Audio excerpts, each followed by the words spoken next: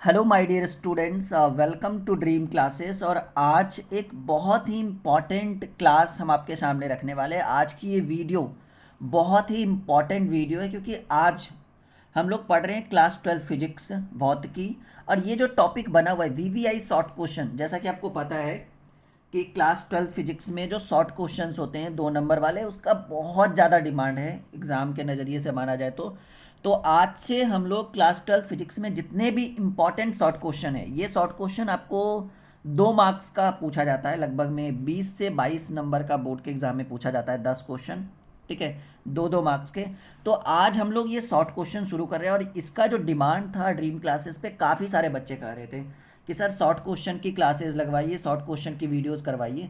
तो चलिए chapter wise हम लोग शॉर्ट क्वेश्चन लेकर आ रहे हैं। और एक्सरसाइज फर्स्ट जो हमारा 12 फिजिक्स यूनिट 1 में जो हमारा पहला टॉपिक है विद्युत आवेश और क्षेत्र, जिसके जितने भी इम्पॉर्टेंट शॉर्ट क्वेश्चंस हैं ये आज की इस वीडियो में हम लोग करेंगे, बिल्कुल कॉन्सेप्ट के साथ। और बहुत मज़ा आने वाला है। लाइक शेयर कर दीजिए, जल्दी जल्दी से सब्सक्राइब कर दीजिए अगर आपने चैनल को सब्सक्राइब नहीं किया है। टॉपिक देखिए इलेक्ट्रोस्टैटिक्स, स्थिर वैद्युत की एक्सरसाइज 1 वीवीआई शॉर्ट क्वेश्चन। ठीक है, क्लियर है कि हम लोग क्लास 12 का फिजिक्स पढ़ रहे हैं और शॉर्ट क्वेश्चन को आज सॉल्व करेंगे। देखिए सबसे पहला जो शॉर्ट क्वेश्चन है और सबसे इंपॉर्टेंट भी इसको मानकर चलेंगे, टॉपिक लिखा हुआ है कि विद्युत क्षेत्र रेखा को परिभाषित करें। ठीक है, विद्युत या विद्युतीय क्षेत्र रेखा भी आप इसको कह सकते हो कि विद्युतीय क्षेत्र रेखा को परिभाषित करें। तो हमने इसके बारे में क्या लिखा है ये अच्छे से हम लोग समझेंगे। किसी आवेश के चारों ओर, ठीक है, कोई एक चार्ज है, कोई एक आवेश है, उसके चारों ओर विद्युत क्षेत्र का एक काल्पनिक, एक होता है वास्तविक, एक होता है काल्पनिक। वास्तविक जो रियल होता है, काल्पनिक यानी सिर्फ कल्पना कर सकते हैं। तो किसी आवेश के चारों ओर विद्युत क्षेत्र रेखा एक काल्पनिक वक्र होता है, ठीक है, जिसके किसी भी बिंदु पर खींची गई स्पर्श रेखा, जिसके किसी भी बिंदु पर खींची गई स्पर्श रेखा उस बिंदु पर विद्युतीय क्षेत्र की दिशा को बतलाता है। ये हमने क्लास में भी बच्चों को पढ़ाया था कि विद्युत क्षेत्र रेखा क्या है और इस पर किस तरह से ये वर्क करता है। तो हमने कहा कि किसी आवेश, कोई चार्ज के चारों ओर विद्युतीय क्षेत्र रेखा एक काल्पनिक, पूछा जाएगा कि विद्युतीय क्षेत्र रेखा वास्तविक होता है या काल्पनिक, तो हम कहेंगे काल्पनिक। एक काल्पनिक वक्र होता है जिसके किसी भी बिंदु पर, एट एनी पॉइंट, किसी भी बिंदु पर खींची गई स्पर्श रेखा जो है, स्पर्श रेखा जो है वो उस बिंदु पर विद्युतीय क्षेत्र की दिशा को बतलाता है। तो हम कहेंगे काल्पनिक रेखा होता है जिसके किसी भी बिंदु पर खींची गई स्पर्श रेखा जो है ना, वो पूछेगा कि ऐसे कंडीशन में स्पर्श रेखा क्या बतलाएगा, तो हम कहेंगे स्पर्श रेखा विद्युतीय क्षेत्र की दिशा को बताता है। ये ऑब्जेक्टिव में भी पूछेगा 1 नंबर का, मे बी। ठीक है, तो ये पहला क्वेश्चन हमारा सॉल्व हो गया कि किसी आवेश के चारों ओर विद्युतीय क्षेत्र रेखा एक काल्पनिक वक्र होता है जिसके किसी भी बिंदु पर खींची गई स्पर्श रेखा उस बिंदु पर विद्युतीय क्षेत्र की दिशा को बतलाता है। ठीक है, ऐसे लगभग में हम 100+, जी हाँ 100+ शॉर्ट क्वेश्चंस करने वाले हैं। पहला हमारा क्लियर हो गया। दूसरा हम आपको फिगर भी दिखाएंगे अच्छे से, पहले आप क्वेश्चन देख लीजिए कि हमारा है क्या। हमने लिखा है कि दो विद्युत क्षेत्र का, ये हमारा विद्युत आवेश और क्षेत्र का टॉपिक है हमारा। हमने लिखा है कि दो विद्युतीय क्षेत्र रेखाएं एक दूसरे को कभी प्रतिच्छेद नहीं करती, कभी नहीं काटती।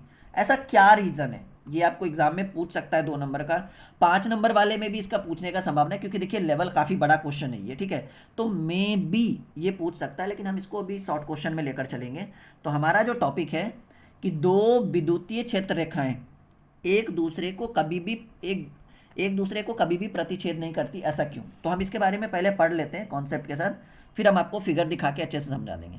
तो हमने लिखा है इसके बारे में कि अगर दो विद्युत क्षेत्र रेखा एक दूसरे को एक ही बिंदु पर प्रतिच्छेद करेगी तो उस बिंदु पर दो स्पर्श रेखा खींची जाएगी। यहाँ पर हम फिगर आपको दिखाएंगे थोड़ा सा कि अगर दो विद्युत क्षेत्र रेखाएं एक दूसरे को एक ही बिंदु पर प्रतिच्छेद करेगी तो जैसा कि अभी हमने कहा कि विद्युत क्षेत्र रेखाएं, जैसा कि हमने कहा कि स्पर्श रेखा जो है विद्युतीय क्षेत्र की दिशा को बतलाता है। इस पॉइंट को नोट करिए, स्पर्श रेखाएं, खींची गई स्पर्श रेखा उस बिंदु पर विद्युतीय क्षेत्र की दिशा को बतलाता है। पॉइंट टू बी नोटेड, स्पर्श रेखा किसको बतलाएगा, विद्युतीय क्षेत्र की दिशा को। अब इस क्वेश्चन पे हम आते हैं। हमने कहा कि अगर दो विद्युत क्षेत्र रेखाएं एक दूसरे को एक ही बिंदु पर प्रतिच्छेद करेगी तो उस बिंदु पर दो स्पर्श रेखा खींची जाएगी। आगे वाले ऊपर वाले क्वेश्चन के हिसाब से उस बिंदु पर दो स्पर्श रेखा खींची जाएगी। लेकिन हम जानते हैं कि विद्युत क्षेत्र रेखा के किसी बिंदु पर खींची गई स्पर्श रेखा उस बिंदु पर किसको डिनोट करता है? उस बिंदु पर विद्युतीय क्षेत्र की दिशा को बतलाता है। तो ये चीज़ हमने यहाँ पर भी लिखा है कि हम जानते हैं कि उस बिंदु पर दो स्पर्श रेखा खींची जा सकती है, लेकिन हम लोग जानते हैं कि विद्युतीय क्षेत्र रेखा के किसी भी बिंदु पर खींची गई स्पर्श रेखा उस बिंदु पर विद्युतीय क्षेत्र की दिशा को बतलाता है। और हम ये भी जानते हैं कि इस प्रकार उस बिंदु पर विद्युत क्षेत्र की दो दिशा होगी, जो भौतिक रूप से कभी पॉसिबल ही नहीं है। जो भौतिक रूप से कभी संभव, एक ही बिंदु पर विद्युत क्षेत्र की दो दिशा, ये पॉसिबल कभी नहीं है। आपने फिजिक्स पढ़ा, इलेक्ट्रोस्टैटिक्स, ठीक है। तो विद्युत क्षेत्र की दो दिशा होगी जो भौतिक रूप से संभव नहीं है। अतः दो विद्युत क्षेत्र रेखाएं एक दूसरे को कभी भी प्रतिच्छेद नहीं करेगी या नहीं कर सकती। ये फिगर हमने आपके स्क्रीन पर रखा है, ये देखिए, मानकर चलिए ये है ना। देखिए ये दो विद्युत क्षेत्र रेखाएं हैं और एक ही बिंदु पर प्रतिच्छेद करती, ठीक है। तो ऐसे कंडीशन में विद्युत क्षेत्र रेखाएं एक इधर हो गया और एक विद्युत क्षेत्र रेखाएं ये आपका ऐसे एक हो गया और एक ऐसे हो गया, ठीक है। तो एक स्पर्श रेखा इधर आ गया, एक स्पर्श रेखा। तो एक ही बिंदु पर ये एक बिंदु है, यहाँ से दो विद्युत क्षेत्र रेखाएं उत्पन्न हुई। एक तो हमारा ये हो गया और एक हमारा ये हो गया। तो एक ही अगर दोनों को दो विद्युत क्षेत्र रेखाएं किसी एक बिंदु पर प्रतिच्छेद करेगी तो यहाँ से दो विद्युत क्षेत्र रेखाएं, तो एक ही बिंदु पर दो विद्युत क्षेत्र रेखाएं उत्पन्न हो, ये कभी पॉसिबल नहीं है भौतिक रूप से। तो ये प्रूव हो गया कि दो विद्युत क्षेत्र रेखाएं एक दूसरे को प्रतिच्छेद नहीं करती एक ही बिंदु पर। क्लियर है? सब लोग बताएंगे, कमेंट बॉक्स में कमेंट करेंगे सब लोग। नीचे कमेंट बॉक्स खुला हुआ है आपका, ठीक है, लाइव चैट करिएगा। और हमारा एक ऐप है प्ले स्टोर पे, ड्रीम क्लासेस के नाम से, उसको आप डाउनलोड कर सकते हो। प्ले स्टोर में जाइए, ब्राउन कलर का लोगो होगा। किस कलर का? ब्राउन कलर का लोगो होगा। वहाँ पर साइन इन करके आप स्टोर वाले ऑप्शन पे जाइएगा। 9, 10th, 11th, 12th NEET JEE सभी के कोर्स अवेलेबल हैं विथ हैंड रिटन नोट्स और टेस्ट सीरीज के साथ, आप उसको ज्वाइन कर सकते हो, ठीक है। बिल्कुल, आगे बढ़ते हैं। आपको और भी डिटेल्स आगे दी जाएगी, पहले हम पढ़ने पर थोड़ा ध्यान देते हैं।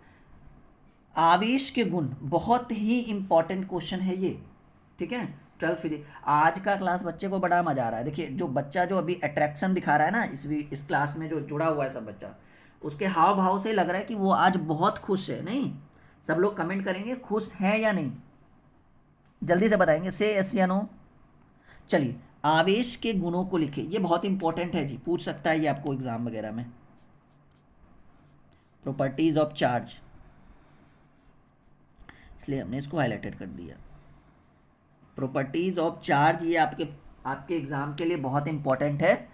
हमने लिखा है कि आवेश के गुणों को लिखें, तो हम कहेंगे आवेश के निम्नांकित गुण हैं। पहला गुण कि आवेश, आपको पता है कि एक पॉजिटिव होता है एक निगेटिव होता है, तो हमने लिखा है कि आवेश धनात्मक तथा ऋणात्मक दोनों हो सकता है, ये आपको भी पता है। आवेश धनात्मक और ऋणात्मक दोनों होता है, ठीक है।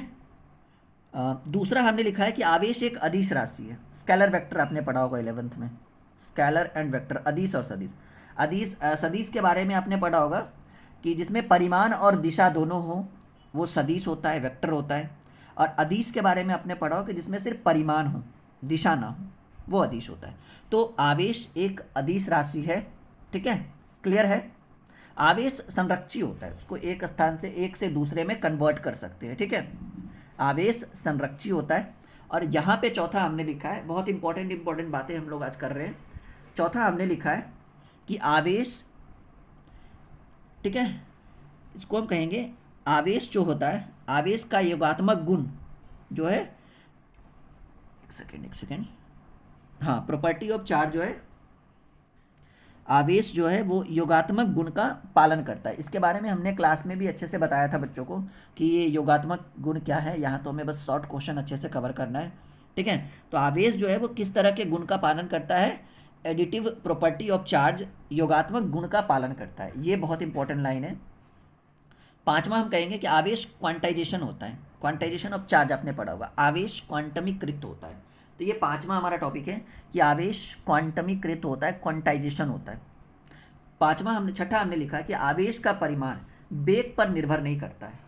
आवेश का परिमाण वेग पर निर्भर नहीं करता है और इस गुण को आवेश के अचरता का गुण कहते हैं, ठीक है। इनवेरिएंट प्रॉपर्टी ऑफ चार्ज, आवेश का परिमाण वेग पर निर्भर नहीं करता। ये क्वेश्चन, ये बात आपको ऑब्जेक्टिव में भी पूछ सकता है, तो इस चीज़ को क्लियर करके रखिएगा वहाँ पे, ठीक है, कि आवेश जो है, आवेश का परिमाण आवेश का परिमाण वेग पर निर्भर नहीं करता है। और इसको हम किस तरह के गुण का पालन करेंगे, इसे कहेंगे, इसे आवेश के अचरता का गुण कहते हैं। सातवां हमने लिखा कि आवेश ट्रांसफरेबल होता है, स्थानांतरीय, एक से दूसरे में आराम से हम ट्रांसफ़र कर सकते हैं। क्लियर है ना? जैसे मानकर चलो एक बोर्ड में वायर है तो उसको दूसरे में ला सकते हैं, ठीक है। तो आवेश जो होता है वो ट्रांसफरेबल होता है, स्थानांतरीय होता है, ठीक है। अगला कहेंगे सातवां कि आवेश का अस्तित्व द्रव्यमान के बिना संभव है, जबकि द्रव्यमान का अस्तित्व आवेश के बिना संभव नहीं है, ठीक है। यानी इसका कहने का मतलब है कि अगर द्रव्यमान है, आवेश का अस्तित्व द्रव्यमान के बिना संभव नहीं है, लेकिन द्रव्यमान का अस्तित्व आवेश के बिना संभव है। यानी जहाँ द्रव्यमान है, ठीक है, वहाँ आवेश नहीं भी रहेगा तब भी चलेगा। जहाँ द्रव्यमान है वहाँ आवेश नहीं भी रहेगा तब भी चलेगा, लेकिन जहाँ आवेश है, पॉइंट टू बी नोटेड, जहाँ द्रव्यमान है वहाँ आवेश नहीं भी रहेगा तो चलेगा, लेकिन जहाँ आवेश है वहाँ द्रव्यमान का होना अनिवार्य है। इसीलिए हमने कहा कि आवेश का अस्तित्व द्रव्यमान के बिना संभव ही नहीं है, परंतु द्रव्यमान अपने आप में है, वो आवेश के बिना संभव है उसका अस्तित्व। क्लियर है? अभी हम करेंगे, ये हमारा चौथा क्वेश्चन, 3 क्वेश्चन हो गया, हम लोग चौथे पर डिस्कस करेंगे। और चौथा जो हमने लिखा है कि आवेश के संरक्षण के सिद्धांत को लिखें। बहुत इंपॉर्टेंट सवाल हमने आपके स्क्रीन पे रखा है। ये हमारा क्लास 12 फिजिक्स पढ़ रहे हैं हम लोग, और ये बहुत इंपॉर्टेंट है आपके लिए। नीचे आपको हेल्पलाइन नंबर दिख रहा होगा, बीच बीच में, वीडियो के बीच बीच में, लाइव क्लास के बीच बीच में आप यहाँ से कांटेक्ट कर सकते हैं, ऐप का लिंक ले सकते हैं जो हमारा प्ले स्टोर पे ऐप है। बहुत सारी जानकारी चाहे व्हाट्सअप कर सकते हैं, कॉल भी कर सकते हैं। वैसे कॉल पे हमारी टीम ज़्यादा अगर नहीं एक्टिव है तो आप व्हाट्सअप कर दीजिए, आपको हम फीडबैक दे देंगे। आवेश के संरक्षण का सिद्धांत को लिखें। तो हमने कहा है कि किसी भी विलगित निकाय, इसको कहते हैं आइसोलेटेड सिस्टम, किसी भी विलगित निकाय यानी आइसोलेटेड सिस्टम के अंदर किसी भी प्रक्रिया के द्वारा आवेश को ना तो उत्पन्न किया जा सकता है और ना ही नष्ट किया जा सकता है। प्रक्रिया से पहले और प्रक्रिया के बाद आवेश का परिमाण समान होता है, और इसे ही हम आवेश के संरक्षण या आवेश के संरक्षण का सिद्धांत कहते हैं, ठीक है।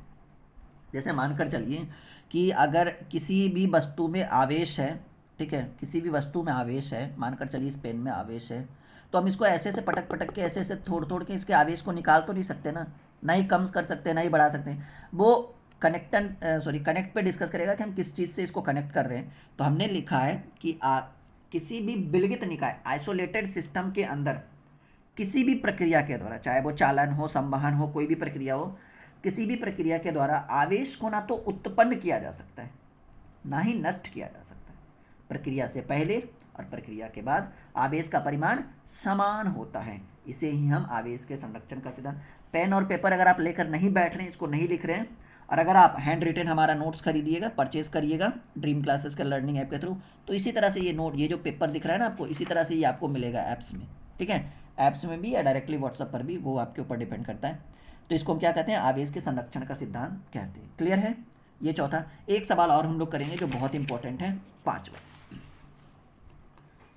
चार्ज और मास, आवेश और द्रव्यमान में अंतर स्पष्ट करें। ये बहुत अच्छा सवाल है, ये 5वां क्वेश्चन है हमारा, ठीक है। आवेश और द्रव्यमान में अंतर स्पष्ट करें। तो हमने लिखा है यहाँ पर कि आवेश और द्रव्यमान में निम्नलिखित अंतर है। पहला तो हम यही कहेंगे कि आवेश धनात्मक और ऋणात्मक दोनों होता है, लेकिन द्रव्यमान कभी भी ऋणात्मक नहीं हो सकता, यह हमेशा धनात्मक, अरे ज़्यादा से ज़्यादा 0 होगा। किसी भी वस्तु, जैसे इस वस्तु का भार, अगर इसके भार की बात करें, इसके भार की बात करें तो पॉजिटिव, नहीं तो 0, शून्य, निगेटिव तो नहीं होगा ना। हम कहेंगे कि ये जो पेन है इसका वजन -20 ग्राम है, कभी कह नहीं सकते। हाँ, एकदम कुछ नहीं रहेगा तो कहेंगे 0 है, नहीं तो पॉजिटिव है। तो हमने लिखा यहाँ पर कि आवेश धनात्मक और ऋणात्मक दोनों होता है, लेकिन द्रव्यमान कभी भी ऋणात्मक नहीं होता है, यह हमेशा धनात्मक होता है। इस बात को आप याद रखिएगा, द्रव्यमान कभी भी ऋणात्मक नहीं होता है, यह हमेशा धनात्मक होता है। देखिए, आवेश संरक्षित होता है, इसको हम क्या उसको संरक्षित करके रख सकते हैं हम इसको, आवेश को, ठीक है, एक से दूसरे में रूपांतरण करते हैं, लेकिन द्रव्यमान को संरक्षित थोड़ी कर सकते हैं, यानी द्रव्यमान संरक्षित नहीं होता है। आवेश का परिमाण वेग पर निर्भर नहीं करता है, हमने पीछे भी बताया था पिछले पिछले क्वेश्चन में कि आवेश का जो परिमाण है वो वेग पर निर्भर नहीं करता है, लेकिन कण कण का द्रव्यमान वेग पर निर्भर करता है, या द्रव्यमान जो होता है या कण का जो द्रव्यमान है, किसी वस्तु का द्रव्यमान है वो किस पर निर्भर करता है, वेग पर निर्भर करता है, वो उसी गति से चलेगा वो। चलिए, आवेश का अस्तित्व द्रव्यमान के बिना संभव नहीं है, पीछे हमने कर लिया था डिस्कस, लेकिन द्रव्यमान का अस्तित्व आवेश के बिना संभव है। आवेश क्वांटाइजेशन होता है, ठीक है, क्वांटमीकृत होता है, क्वांटाइजेशन होता है, लेकिन द्रव्यमान क्वांटाइजेशन नहीं होता है। ये क्वांटाइजेशन क्वांटमीकृत क्या है, हम अगले और भी कुछ क्वेश्चंस जब आपके लिए बनाकर लाएंगे। अभी तो हमने 5 क्वेश्चन ही बनाया था, तो मुझे लगा कि इसकी एक वीडियो अच्छी सी बनानी चाहिए, एक लाइव क्लास अच्छा सा रखना चाहिए ताकि बच्चों को अच्छा लगे। प्लीज़ लाइक शेयर सब्सक्राइब जरूर करिएगा। ये 5 क्वेश्चन अगर इस पर मोर व्यूज़ आते हैं तो मैं प्रॉमिस करता हूँ कि आप भी ये जो पेपर खाली दिख रहा है ना, इसमें भरते जाएंगे, और यहाँ जो 5 दिख रहा है ना, एक समय ऐसा आएगा कि हम 100 शॉर्ट क्वेश्चंस को कंप्लीट करेंगे ड्रीम क्लासेस के चैनल के थ्रू, ठीक है। और जो आपके बोर्ड के एग्ज़ाम के लिए इम्पॉर्टेंट ही नहीं, वेरी वेरी इंपॉर्टेंट है, और बहुत मज़ा आने वाला है आज के अभी से आपके लिए, ठीक है। तो ड्रीम क्लासेस को खुद भी सब्सक्राइब कर दीजिए, अगर आपने नहीं किया है तो बोल रहे हैं, बार बार सब्सक्राइब नहीं होता है, एक बार होता है। सब्सक्राइब कर दे, अपने दोस्तों को भी कनेक्ट करवा दे ड्रीम क्लासेस के साथ। और हमारा इंस्टाग्राम पर भी हमारा चैनल है ड्रीम क्लासेस के नाम से, सॉरी इंस्टाग्राम पे नहीं, टेलीग्राम के ऐप को डाउनलोड करके वहाँ पर सर्च करिएगा ड्रीम क्लासेस, चैनल को खोल के नीचे ज्वाइन का ऑप्शन आएगा, ज्वाइन कर लीजिएगा, बिल्कुल फ्री ऑफ कॉस्ट है। टेलीग्राम पर ड्रीम क्लासेस के लर्निंग ऐप को डाउनलोड करिएगा प्ले स्टोर से, या आप वीडियो के डिस्क्रिप्शन में लिंक है, या आप डायरेक्टली व्हाट्सअप करके भी लिंक ले सकते हैं, वीडियो के डिस्क्रिप्शन में भी लिंक है। अभी मैंने जो क्लास लिया है ना, उसके डिस्क्रिप्शन में मैंने लिंक डलवा दिया है, ठीक है। तो आप वहाँ से भी लिंक पर क्लिक करके, लिंक में टेलीग्राम, इंस्टाग्राम, व्हाट्सअप, फेसबुक सभी का लिंक है, आप सब एक एक कर करके सब पे जुड़ सकते हो, ठीक है। तो मिलते हैं अगले क्लास में, बहुत ही इंपॉर्टेंट होगा अगला। फिलहाल आज के लिए इतना ही, उम्मीद है कि काफ़ी अच्छा लगा होगा। लाइक शेयर बिल्कुल करिएगा, लाइक तो बिल्कुल करिएगा, आपको इतना तो बनता है आपके हमारे लिए, नहीं